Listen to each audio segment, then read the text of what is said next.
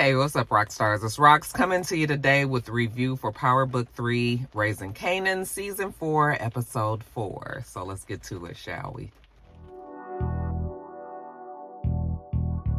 I say I'm gonna take some time off, y'all. All the cashiers, they was like, somebody stole her truck. It's like you can hear it all throughout the store. This Rox coming to you today with the review for Love and Marriage Detroit, Love and Marriage Huntsville, Power Book 4, Real Housewives of Atlanta. Let's get to it, shall we?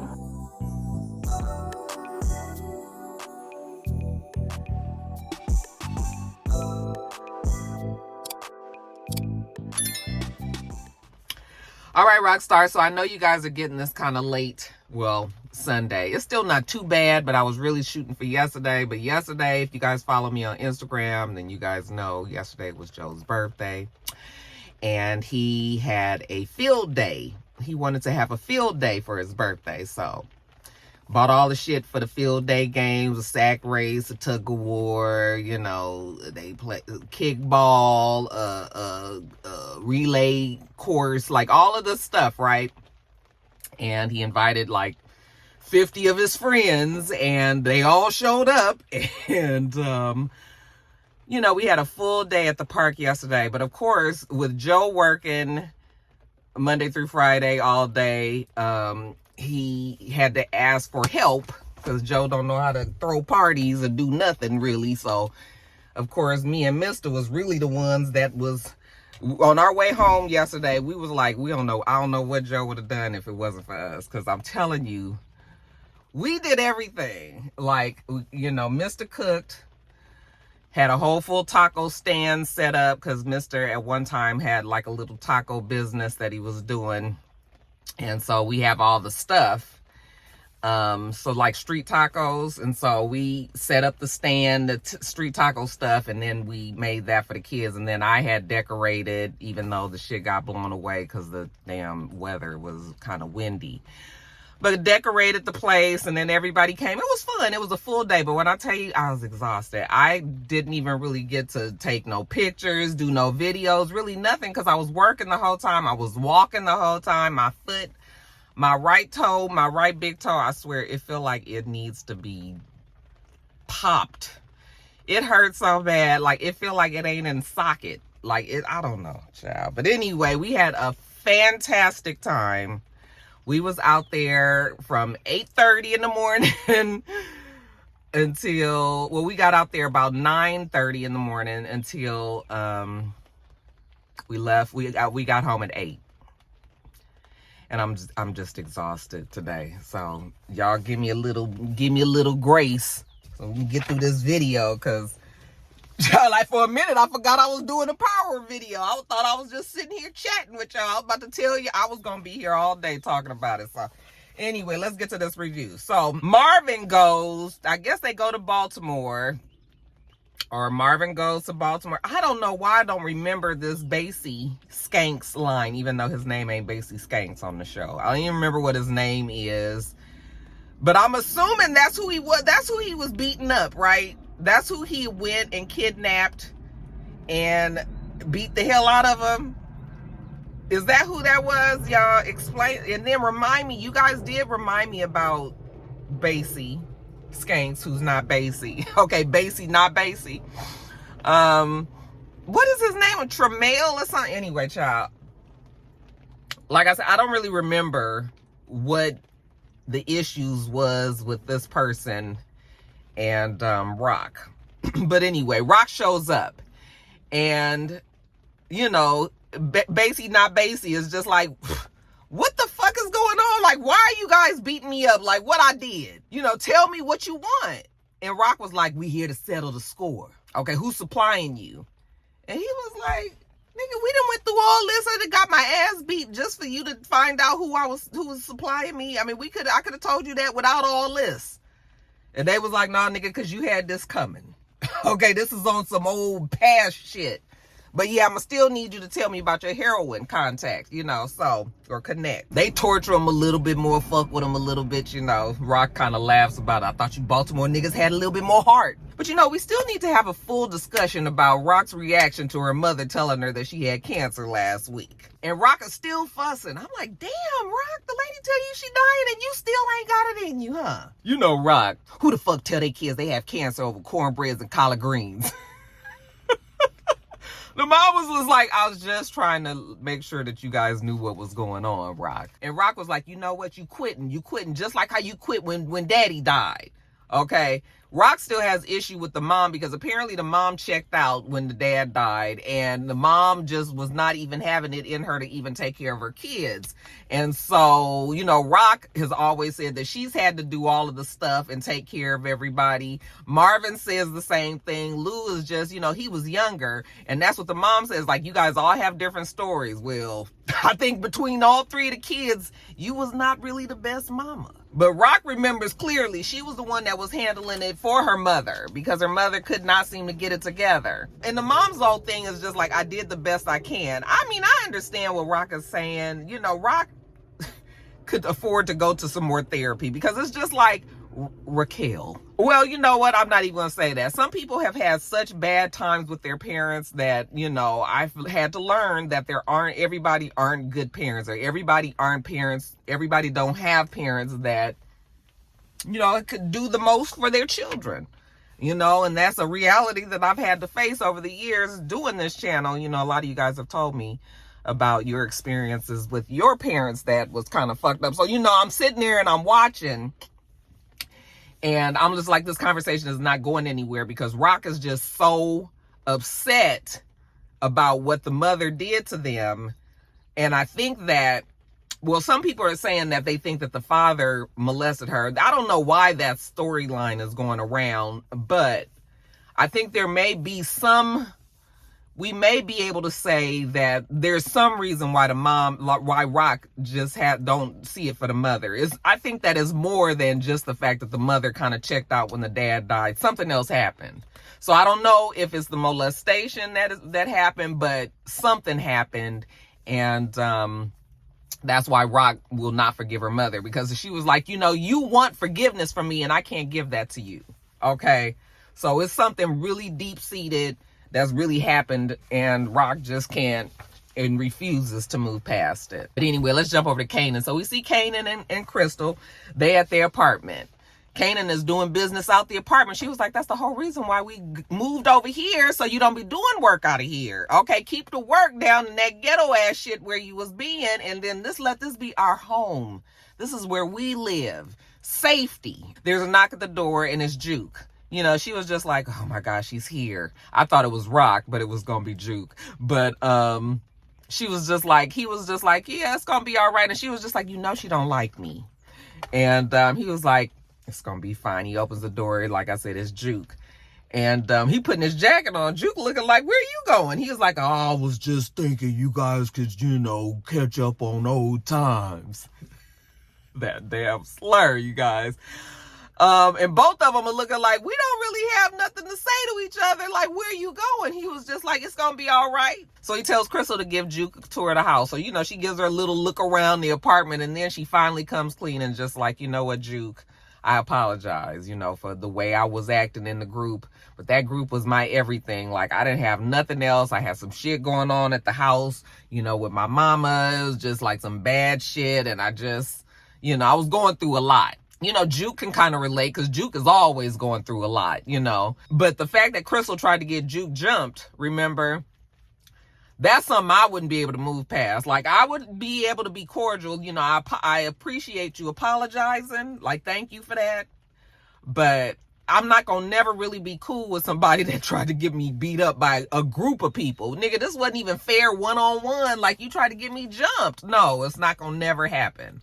Okay, but I guess they agreed to just try to, you know, be all right for Kanan, because she was just like, Kanan loves you. I love Kanan, so that means that I'm going to have to try to figure out something with you. Okay, so I think that they've agreed to just be able to, like, you know, be cordial with each other, and so that kind of thing is settled. But afterwards, we see Juke at her favorite hangout. her new lesbian hookups, the spot, the club, you know, and there's a girl there who's giving her the googly eye, and she dancing and everything. You know, Juke is looking over at her. She looking at Juke, Juke looking at her. Finally, she just walked over to Juke and hit on her. And she was just like, hey, my name is Jackie, you know, and then Juke was like, Laverne. And then she was just like, you know, Laverne, you need a drink? And Juke was like, I mean, damn. Bitch, you coming on a little strong, huh? No, I'm good, thank you. All right. And the girl was just like, okay, like, your loss, kind of like, and walks off. And so Juke was like, oh, it's like that. Yeah, it's like that. You know, her friend was just like, yeah, girl, when I first started coming here, it can be a little, you know, overwhelming and everything. You know, you just need to find your legs. You're going to be all right. These people here, they like my family. And Juke was like, these people here ain't nothing like my family. I said, yeah, because you have a special family, Juke. Ain't nobody really like your family. But anyway, throughout the evening, I guess her and Jackie must have gotten close. So later on, we see Juke leaving with the girl, okay? And they walking down the street, and somebody calls the girl's name. And so then Juke kind of turns around, and she's looking, and it's this man. And he looking like he not real happy. And she was just like, hey, who's that? And her friend was just like, come on, keep walking. And then she was like, he looked like he mad. Is he creepy? It's like, what's going on? Well, the guy rushes up to them, pushes Juke down. Then he grabs the girl, and they get in the car, and they leave, you know, and Juke is just looking like, I said, oh. Bruh, that probably gonna be the last push down you ever do in your life. Now, back to Kanan. When Kanan had left the apartment with Juke and Crystal, he went to go see the couple, you know, the one who talks very distinguished. Why can't I never remember their name? I want to call them Penn and Teller, and that is nothing near their name. But that's gonna be their name, y'all. So he go to see Penn and Teller. When he there, he sees some other people, you know, he looking around like, fuck, y'all fuck with everybody. You know, he was just like, we fuck with everybody so they don't fuck with us. I said, I know that's right. Shit. So they sit him down, you know, sit down, son. And then they give him a lesson. This is a variable business, Kanan. There is nothing that is constant in this business other than trouble. Now, there's always trouble around. You're gonna always have to be prepared for it. Kanan finally got the money to him that he was supposed to get to him and shit, but he had to go through a lot, you know, and that's not their problem because, you know, was a deal. But they're gonna let the money thing slide just this one time. All right, now, you need to decide, Kanan, how do you want people to see you? Well, I just want everybody to see me for me. I don't want them to see my mother or my father or my uncles, just me. And so the man was telling him that Quan was interested in seeing him. But as long as you wrapped up with Rock, it's not going to happen. You need to be your own man. You need to separate your business from your mama. So you need to make yourself more known, get out there, get to meeting the people, separate from Rock. Are you listening to me, son?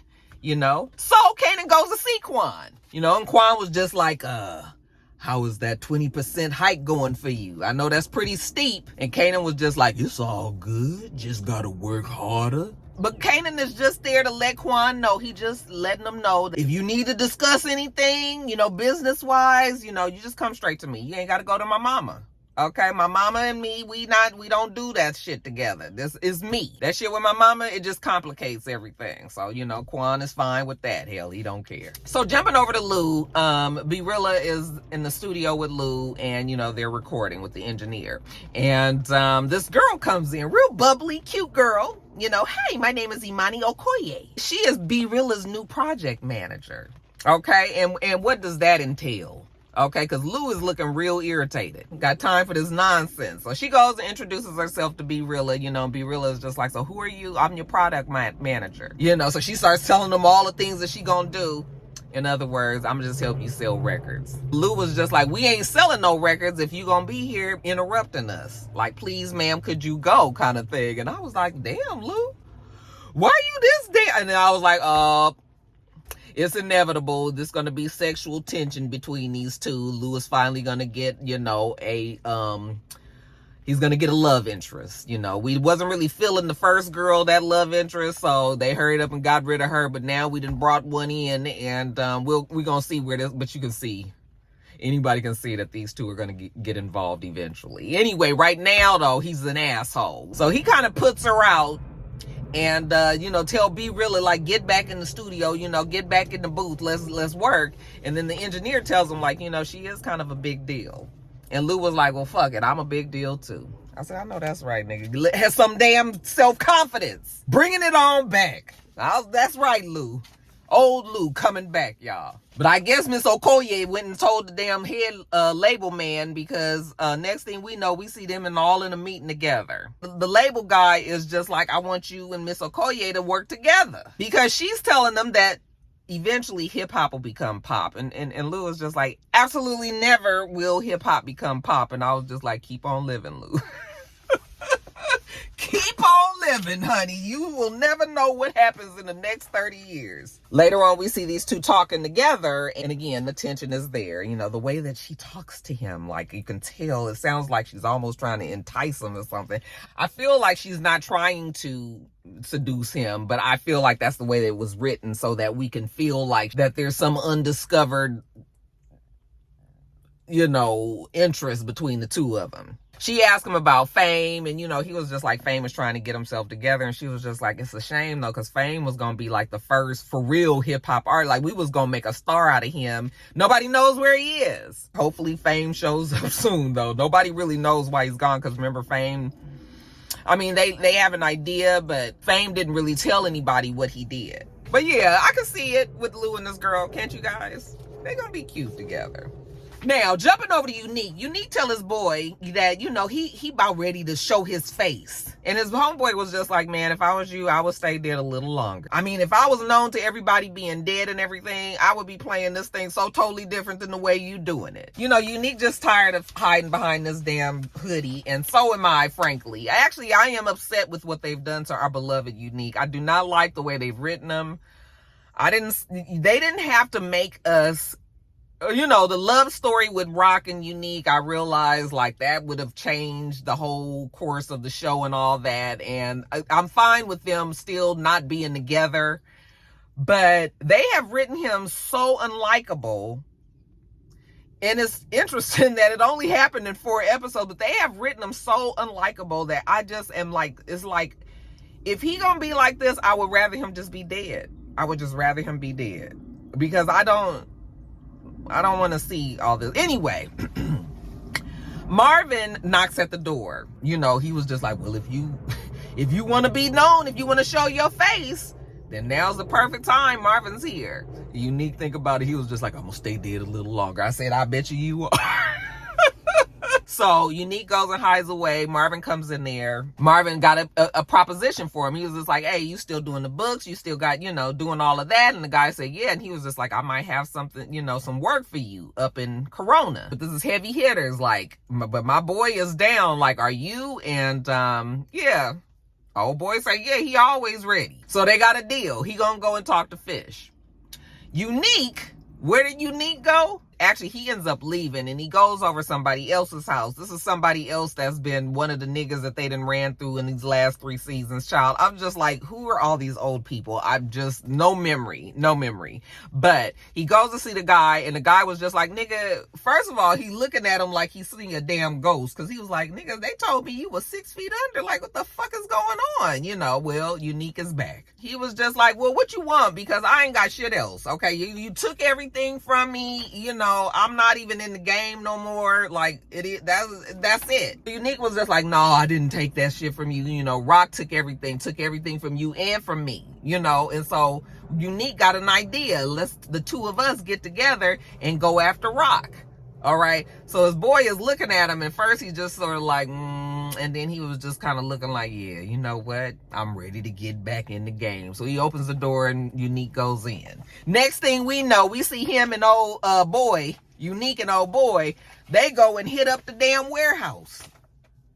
I mean, just go in there guns blazing, just shooting and shit. I was just like, wait a minute. The middle of the day, we shooting, Unique supposed to be dead. Like I said, I just do not like what they've done to Unique. It's just, I know he got there's some brain damage probably going on and everything, but I'm not feeling it. Now, jumping back to Rock and Marvin. So they go and see Isak. Is that his name? Isak? I'm assuming that Isak is still in Baltimore. This is still about the Basie, not Basie, Skanks storyline that I don't remember. Y'all, please tell me. I need somebody to really break down the old Basie, Skanks, Basie, not Basie storyline. I just don't remember. I don't remember. But the man is just like, okay, so what is it that you want, Rock? She was just like, no, I want the whole thing. I want to be the supplier. She wants a direct link, but she wants it to be her supply, her rules. And so, you know, Isak was like, oh, this is a whole different kind of arrangement. Well, that's what she's talking about. And he just tells her, come back tomorrow and come back without Marvin. So then we see Marvin, he goes back to Fish's with old boy that does the numbers, right? They linking up on this whole gambling tip. Fish is talking to old boy and he was just like, so Lump Maxwell backs this whole thing? And he was just like, yeah, we've been working together for a while, you know, telling him the different kind of sports betting type of thing that they do. Anyways, Fish started telling him about the business that he wants him to run, the pool hall where Marvin killed old boy. And Marvin was just like, well, Early know how to do it all. And that's right, his name is Early. So he was just like, Early does everything, you know, you in good hands and everything. So Fish looked over to Marvin. He said, Marvin, you speaking real highly of your friend here. I need you to know that if he do anything wrong, if anything goes left, it's all gonna fall on you. Okay? Marvin is willing to take that. But then they find out what happened at the warehouse. And of course, it has given the Asian folks quite the jitter. So Rock and Marvin are back at the warehouse. Now they trying to calm this one down. His name Terry, I think it is. You know, so he was just like, this ain't what you said it was going to be. You just said that you needed some space on the truck. You know, we did not know. We are a damn restaurant business. We did not think that we was going to be getting shot up and killed. You know, everybody that works with Rock look like they all getting killed. They all getting hit. And Terry is like, we ain't being a part of this no more. Rock and Marvin are trying to calm him down, trying to let him know we gonna take care of it. It just takes a little while. This is a occupational hazard. He was like, not in my occupation. How many times you heard about a fucking restaurant warehouse getting shot the fuck up, you know? It was just like, no. Why was it even so easy to find us? Because they thought that they was going to be safe in this. This was supposed to be a seamless operation, the way that it was, you know, the way that Rock told them. But it ain't going that way. So Rock does feel bad. She knows everybody nervous. She's trying to calm the waters. You know, she was like, here, this for your troubles. And just pull out a big ass stack of money. His boy Bobby is there too. Now, who is Bobby?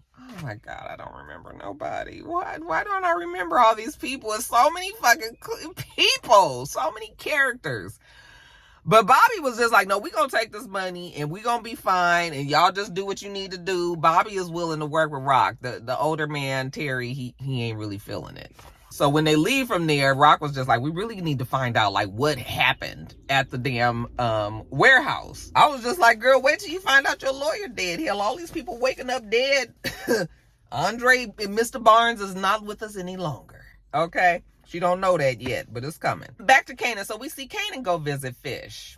Remember, he's making himself known like he was told to do. So he goes to see Fish, and Fish immediately is just like, well, you know, like, why are you even here?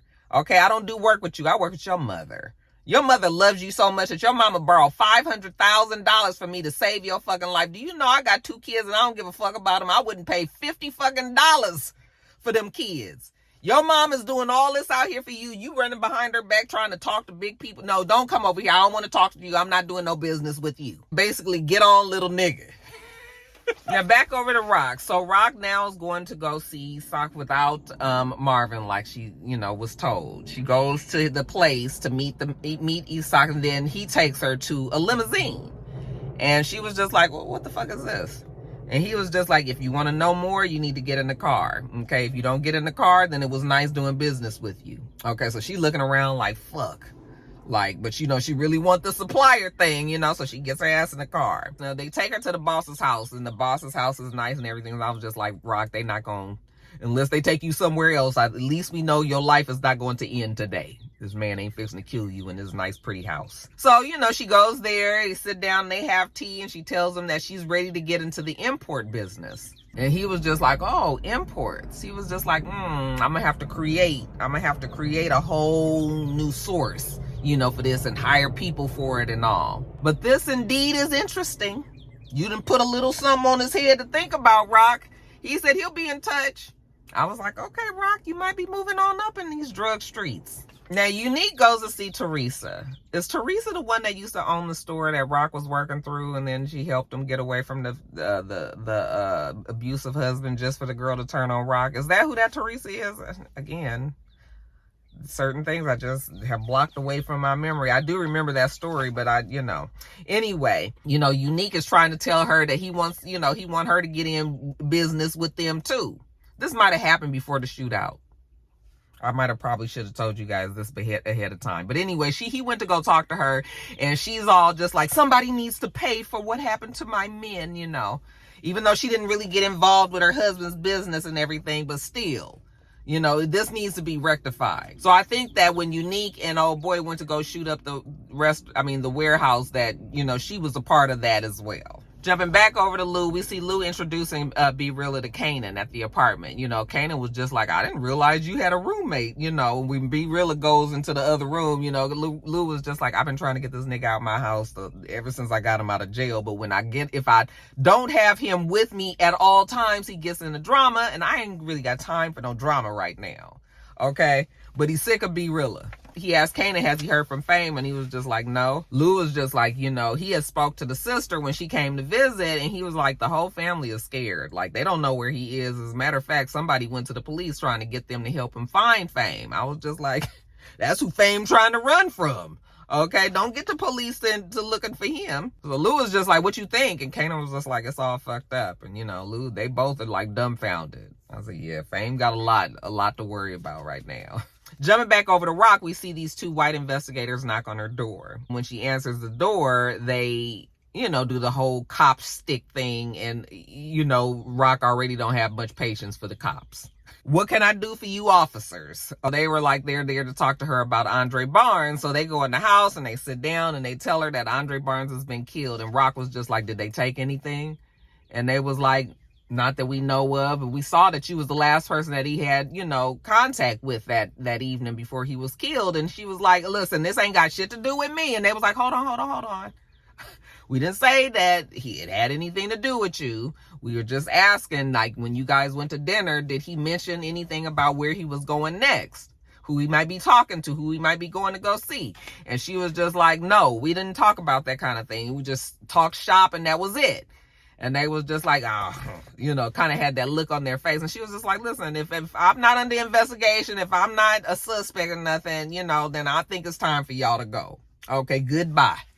And they was like, well, if you think of anything, you know how they do. If you think of anything, here's our number. You can give us a call. When they leave, I was thinking to myself, like, God damn, Rock, you didn't even bust a tear. You didn't even show no emotion. But I'm going to tell you, that Rock is hard as fuck.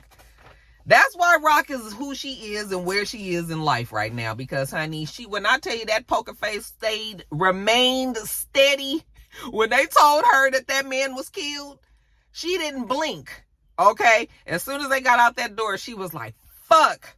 And she was like trying to get herself together. So like, at least I know Rock is human, even though she won't show it to anybody else. I was just like, okay. Because at first when she just was like, did they take anything? I was just like, damn, Rock, you ain't even gonna have no little sympathy for Mr. Dre Barnes. Like, you and Andre was, it's like your ex-boon, probably her best friend, if we can think of Rock having a best friend, But yeah, she was just trying to keep her poker face in place. But when she let that go, I was just like, oh, okay. Yeah, we was worried, Rock, but you all right. Lastly, Marvin. Marvin goes home from being out in the day or whatever, and he saw that Juke face is all beat up. I was like, damn, all that happened from a push down. Did the man hit her? Because I was just like, did he? I can't remember if he hit her. I thought he just pushed her. But she probably hit her face on the ground. So her face is kind of swollen and bruised up and shit. And Marvin, when he see her, he was like, did somebody put their hands on you? And she just looking with this real mad look on her face. I said, oh, Juke, now you know your father. Let's not get, you guys about to get in trouble. You know how Marvin is, okay? But I guess she was so mad that it happened to her that, she didn't kind of stop her father. So they go and find the man that pushed Juke down. They get to the house, and he about to go inside, and he grab his gun, and Juke was like, don't take the gun, you know, this can't get wild. He was like, I'm taking the gun so shit don't get wild, okay? But she was just like, no, just leave it here, okay? Just scare him, just, you know. And he was like, fine, this ain't gonna take too long. So he goes inside. So Juke is sitting outside waiting, and it's taking a little longer than just a couple of little, you know, hits should take. You know, Juke is looking at the clock like, okay, child, Marvin in there, him and the man is fighting, just fighting it out to the fucking death in there, okay? As soon as the man opened the door, Marvin swing on him and hit him.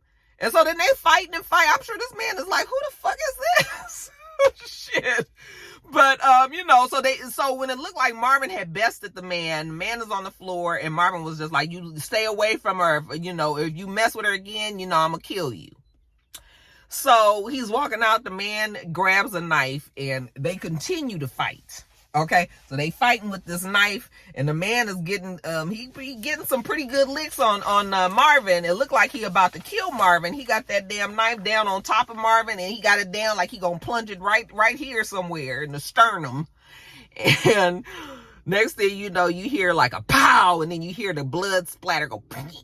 I don't know why I was listening to it on my earpod. That shit was so loud, like when it splattered on Marvin's face. He jumps, like, looks like, what the fuck happened? And then we see Juke.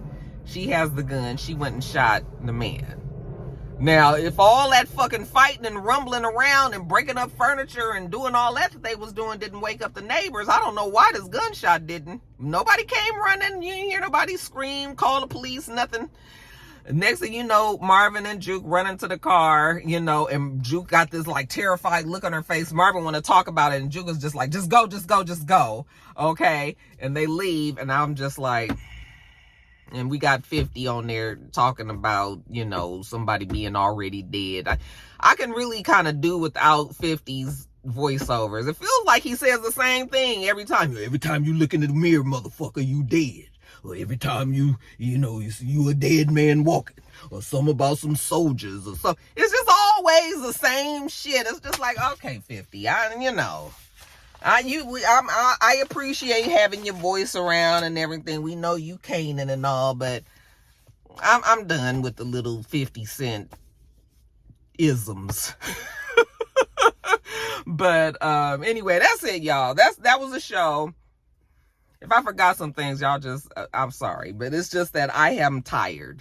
I am exhausted from yesterday. I'm about to go in here and edit this and put it up because it's the end of the month, and y'all already know, bitch need her coins, right? So I'm going to make sure I get this up to you guys. And then I'm going to try to relax the rest of the day until I have a book club meeting. 5 o'clock, y'all. See y'all then. All right. All right, so let me get off of here. Make sure you thumbs up the video, comment, subscribe to the channel if you haven't already. I'm Roxanne. The channel is itsrox, and everything I do will be in the bottom bar. All right? All right. So I hope that you have a wonderful, wonderful rest of your day, and I plan on doing the same. Till next time, Roxstars. Bye.